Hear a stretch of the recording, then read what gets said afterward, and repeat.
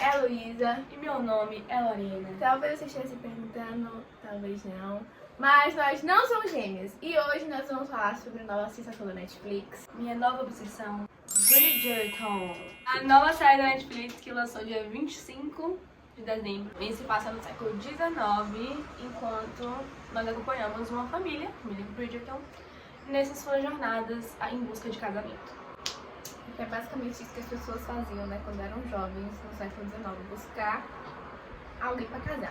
Então hoje a gente vai trazer pra vocês o ponto de vista de uma pessoa que lê os livros e assistiu a série, e uma pessoa que não lê os livros e também assistiu a série. Fala o que a gente achou da série, se é interessante, a gente quer a segunda temporada, a terceira, quarta, quinta, sexta, sétima, oitava, enfim. Então é isso. Não deixem de seguir a gente lá no Twitter, @nossosvivos_. E Comentar, e compartilhar, e curtir, se inscrever, e seguir a gente no Instagram e ativar o também. sininho. Tudo isso aí, vocês já sabem. Então é isso, vamos pro vídeo. Bridgerton é uma série da Netflix que foi baseada nos livros da Julia Quinn, os Bridgertons, e nós temos 8 livros. Nessa série de livros nós vamos acompanhar a família Bridgerton, e cada livro nós vamos seguir a história de um filho dessa família em busca do casamento no século XIX. Nós temos os 8 filhos e eles são nomeados em ordem alfabética, o que é uma coisa muito legal. Então nós temos o filho mais velho, Anthony, o segundo, Benedict, o terceiro, Colin, a quarta, Daphne, a quinta, Eloise, a sexta, Francesca, o sétimo, Gregory, oitava, Hyacinth. Bom, na primeira temporada e no primeiro livro a gente conhece então a história de Daphne e como ela vai, digamos assim, encontrar o seu par ideal pra ela se casar. Nós gostamos muito, tanto Luísa assistindo a série, quanto eu lendo os livros e assistindo a série dos Bridgertons, e é muito legal a gente assistir no século XXI, olhar pra uma série, um livro de época no século XIX e ver quanta coisa é diferente. Tem até uma cena muito legal que eles tentando ligar o fogão e eles não sabem porque é uma tecnologia moderna. E eles são ricos, então eles nunca ligaram um fogão na vida deles. Eles têm criados. Então acho que é muito legal a gente ver toda essa perspectiva. Uma coisa interessante também que ajuda muito a gente entender tudo isso é que as coisas acontecem na perspectiva da personagem em questão. Então na primeira temporada, no primeiro livro, as coisas acontecem na perspectiva de Daphne, e como ela é uma mulher, a gente consegue perceber muito claramente toda a sociedade patriarcal e machista, sexista em que ela está inserida, né, e que é a realidade do século XIX. E é muito legal também te ver quanta coisa já mudou e quanta coisa melhorou. E quanta coisa também não mudou, né? Quanta coisa continua igual. Então, outra coisa também que chama muita atenção em Bridgerton é o elenco. O elenco, ele tem, digamos assim, uma diversidade que chama bastante a atenção de todo mundo que analisa, que assiste a série, enfim. Inclusive, eles sofreram muitas críticas, porque a rainha, que se passa na Inglaterra, então, né, a rainha da época, é feita por uma atriz negra, e nós também temos aristocratas, duques, enfim, ladies, que são feitos por atores negros. Então muitas pessoas criticaram o casting da série porque não existiam pessoas negras e ricas nessas posições naquela época. Mas assim, né? A nossa opinião é muito legal você ver uma representatividade. Nós temos um dos personagens principais dessa primeira temporada é sim negro, que tanta gente pode se olhar na televisão e se identificar, não é mesmo? Bom, outro ponto positivo que realmente se destaca em Bridgerton é a qualidade da produção da série. Os cenários, os figurinos são muito bem feitos, muito bem trabalhados. A gente brinca, inclusive, que a Netflix cancelou todas aquelas séries que ela cancelou nos últimos anos, justamente pra apagar o cenário, o figurino de Bridgerton. Mas tá impecável, tá lindo, tá? Você realmente se sente dentro daquele universo, você realmente é uma experiência imersiva. E também outra coisa muito interessante que chamou bastante buzz pra série foi a trilha sonora, porque o que acontece? Quando eles estão lá no baile, ou então aquela trilha sonora que eles estão passeando, tem aquela musiquinha de fundo, se você prestar atenção, você vai começar a fazer assim, oxe, eu não conheço a música. Eu conheço essa música, alguma coisa tá acontecendo, não tô entendendo o que é. Isso porque eles simplesmente decidiram pegar versões de músicas famosas, já conhecidas, da cultura pop, como Girl Like You, de Maroon 5, Water Stream, de Taylor Swift, In My Blood, Shawn Mendes. E eles simplesmente fizeram versões dessas músicas em violinos, em acordes, e botaram lá. E você fica Estão tipo... lançando lá no baile do Eles século XIX. estão dançando no baile do século XIX e eu sou de Girl Like You. Aí você fica tipo... Ai, que massa! Que você fica fazendo a brincadeirinha de perceber, entendeu? Muita gente comentou sobre isso e eu amei. Espero que eles continuem fazendo nas próximas temporadas. Tanto os livros quanto a série está na categoria de um romance, drama. Porém, uma das coisas que a gente mais ama nessa história toda são os personagens e as dinâmicas familiares.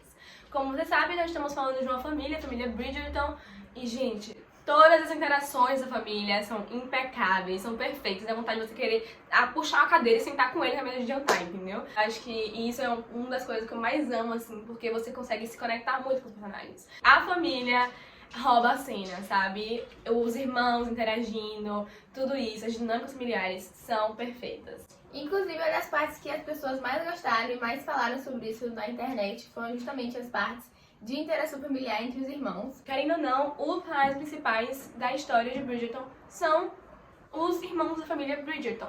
Então eu acho que faz sentido isso, meio que roubar a cena, sabe? Mais ainda do que os romances, porque querendo ou não, eles são os personagens principais. Certo, agora nós vamos para a parte, como eu posso dizer, um pouco polêmica.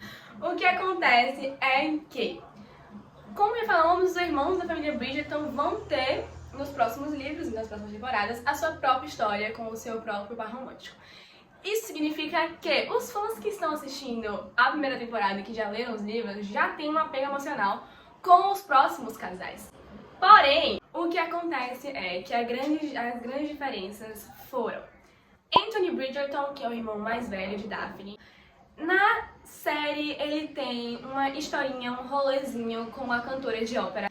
Nos livros, o que acontece é Maria Rosso, ela é uma amante de Lord Bridgerton.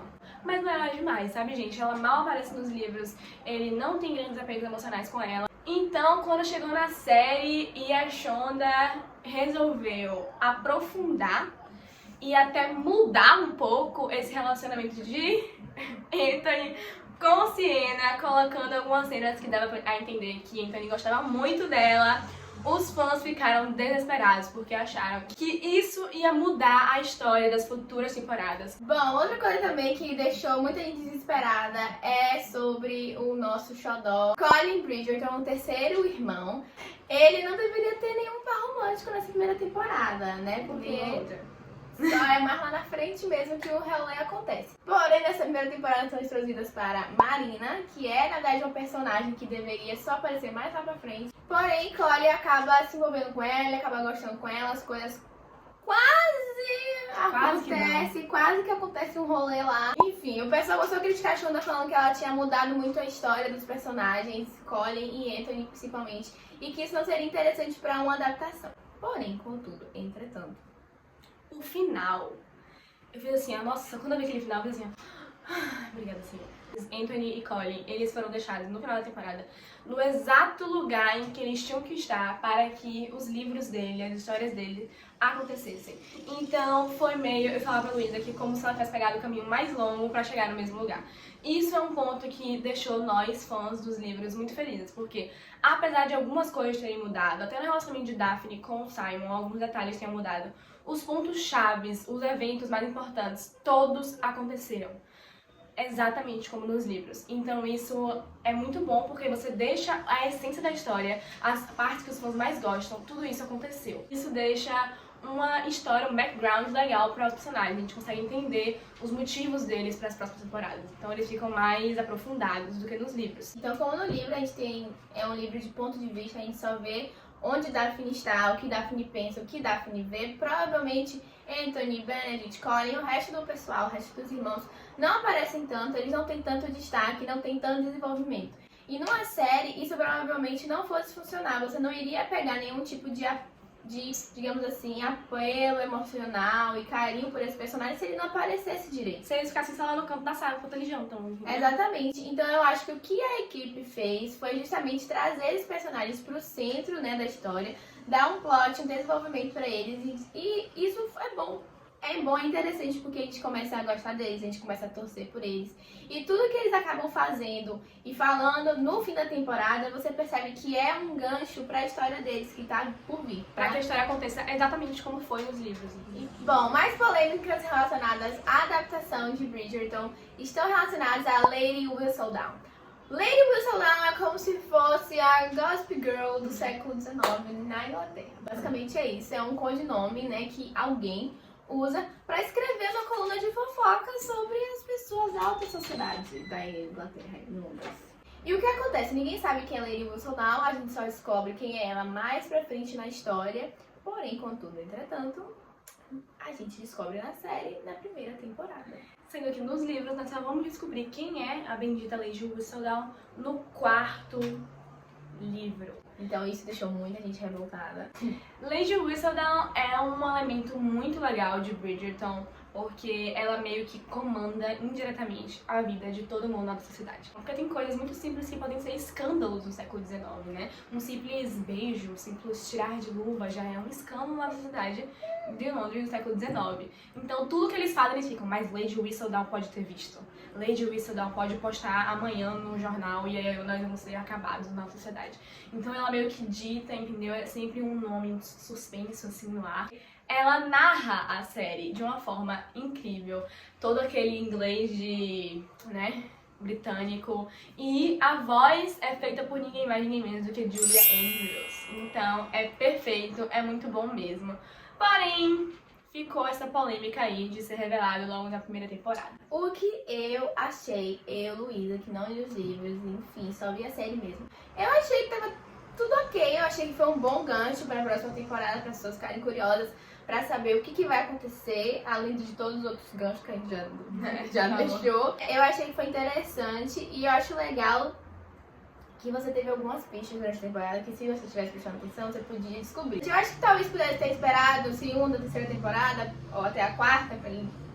acho que podia. Mas não acho que foi ruim ter descoberto agora, até porque o que aconteceu? Só a audiência, só quem tá vendo a série sabe quem é Lady Whistledown.